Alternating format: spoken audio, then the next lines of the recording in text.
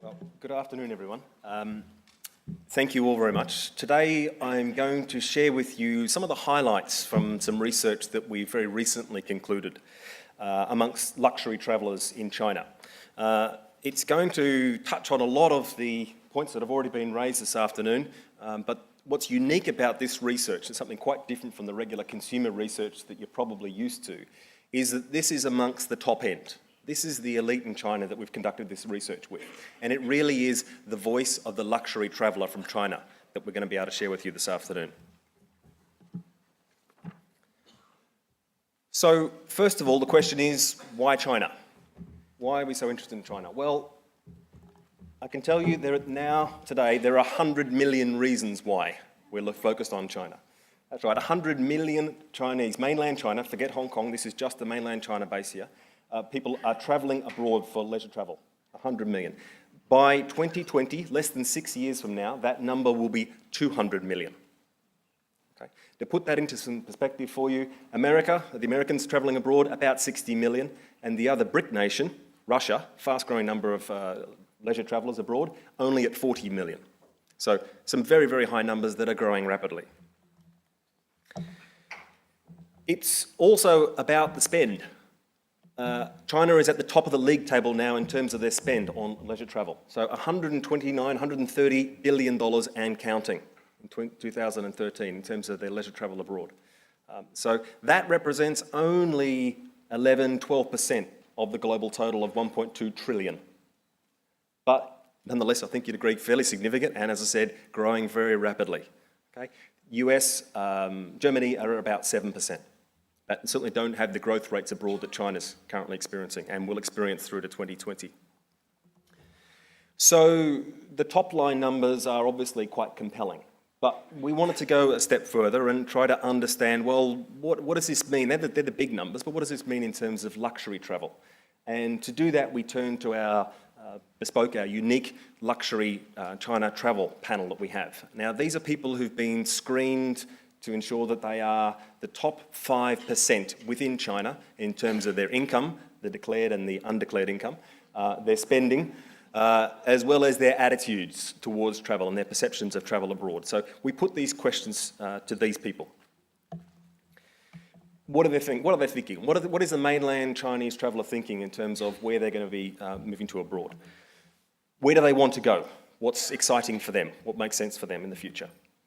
What do they want to do when they get there? And very importantly, how much will they be spending? Okay, so this is some of the highlights I'm going to take you through now. Well, first of all, we wanted to look at how do they go through the process of decision making? What's going on in their minds? How long does it take? And to do that, we tried to get a bit of context from around the rest of Asia. So in Indonesia, the average is 6 months for people thinking about making a decision on what their leisure travel is going to be.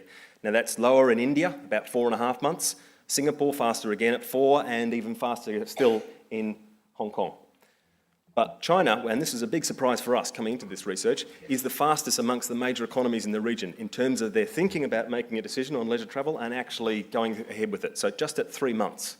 Now, if you think about that from a marketing communications perspective and what you should be thinking about how you're going to pitch to this audience in China who's a lot more spontaneous than we had thought, and perhaps you'd thought as well.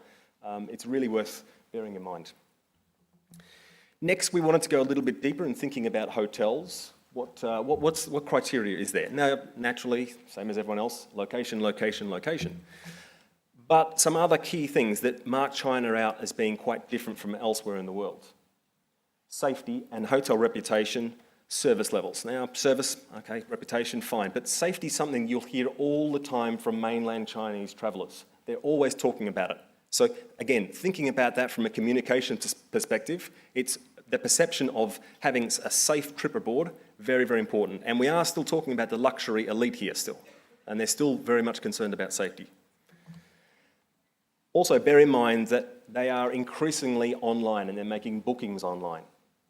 40% of the luxury travellers choose to make their hotel booking online, and that number is growing very, very rapidly.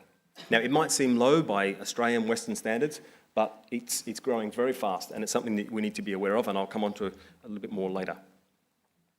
So where's their favourite destination? Where are the mainland Chinese travelling elite, where are they looking to? Where do they want to travel to in the future? Well, I'm very pleased to say, as an Australian, that Australia features top of the list in terms of the most desirable market for them to be travelling to for luxury travel in the future. Okay. And a clear winner there too. So Australia's in a fantastic position in terms of the offering that is available. France, North America, New Zealand, just talking about New Zealand. New Zealand has done a fantastic job in China at brand New Zealand. The national image in China is very, very strong, and they've done a great job at presenting one country vision in China, and that really shows through in these results. And that's perhaps the sort of standout, one of the key sort of standouts in terms of a destination marketing. Someone else mentioned, we're talking about France. It's all about France in China. I think you said, it's all about France in China. And if you think here about the opportunity that Australia has in terms of wine tourism, given the previous slide I just showed about Australia being a preferred destination, and trying to alter the way that the Australian offering and the wine tourism potential offering can be seen in mainland China, there's a great opportunity there. Mainland Chinese are also looking for the unusual. And again, this is a bit of a surprise for us to see the numbers growing so fast in China. The surprising types of holidays. Gastronomy, I've just mentioned, but the exotic and undiscovered, the spiritual. Mainland Chinese are particularly interested in these different sorts of holidays. Arts and culture now very, very important for the mainland Chinese at the travel elite level. More than 3/4 of these luxury travellers mentioned arts and culture as being a factor that they already take into account or that they will be taking into account in the future when they're deciding on where to travel to. 2/3 of people say that they always explore a market when they're travelling abroad. More than half say that they visit a museum. So if you thought that mainland Chinese travel was all about shopping and packing out the luxury boutiques, think again. There's a lot more to it than just that. I mentioned online as being very important. Today in China, the homegrown social media platforms, WeChat, QQ, and a bunch of others, are very, very popular at all stratas of society. It's used all of the time throughout China. There are restrictions on the other forms of social media and messaging services that exist. There are the big firewalls been in place in China for the last 5 years or so. We were quite surprised at this particular finding that around 1/4 of people are still accessing things like Facebook and YouTube and Twitter on a regular basis, on a monthly basis. They're still accessing via VPNs. So again, thinking about what sort of communication you're going to be having with the mainland Chinese audience, there's the local, but there's also still the international where you can reach out to this audience. Why am I raising this? Why is this important? Here's a very interesting finding for you. The number of people that are spending time reviewing online, writing their own reviews, and researching online is growing at a very, very rapid rate in China. And to give you some perspective, if you look at the North American rate of reviews versus what's happening in Asia, and I don't have the specific number for China, but if you just look at Asia versus this is Europe and North America, there's some big, big differences there. So getting your social media strategy, getting your digital strategy right in China, critically important. Now, you may have heard that the mainland Chinese economy is into a period now of some slowdown, that the growth rates have started to be a little bit retarded, and the government's crackdown on graft and corruption for the last couple of years that the current government's been in power is having an impact. And it is true. Certainly our clients in the luxury sector are telling us that their sales are rapidly decreasing and they're having big problems, and it's a real issue. But that's kind of well known. That's what's in the headlines. We wanted to take it a step further and try to understand this from the perspective of the luxury traveller. Is it impacting on them? And the really positive news, the great news for everyone in the audience today is it isn't. Okay?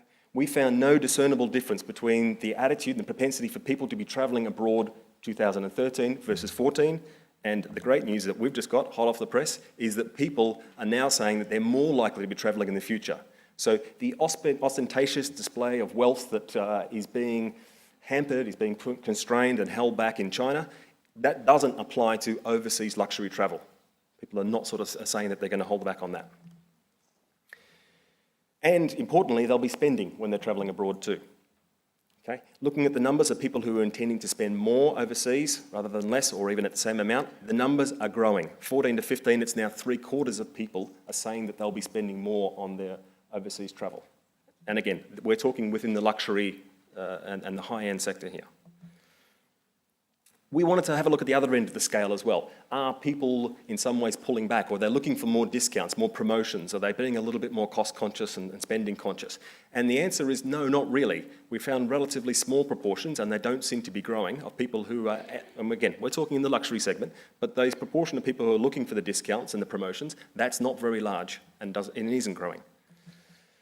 What are they interested in? Well, all sorts of exotic and adventurous. And again, this is perhaps a bit of a surprise for some of us. It was for us on the research side.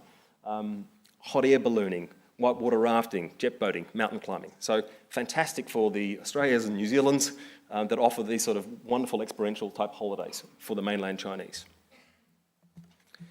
So it's a very bright future for the luxury travel market in China. A very, very bright future. They're planning more trips abroad. Okay? The future is looking bright in terms of what they're intending to do. They're making more spontaneous decisions.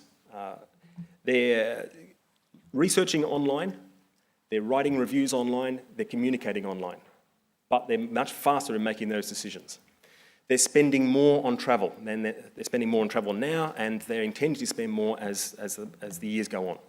They're travelling further afield, and they are certainly looking for more new and interesting experiences to gain. So the more spiritual as well as the more adventurous and the more holistic experience. So the future, as I said, is indeed very bright. Thank you very much.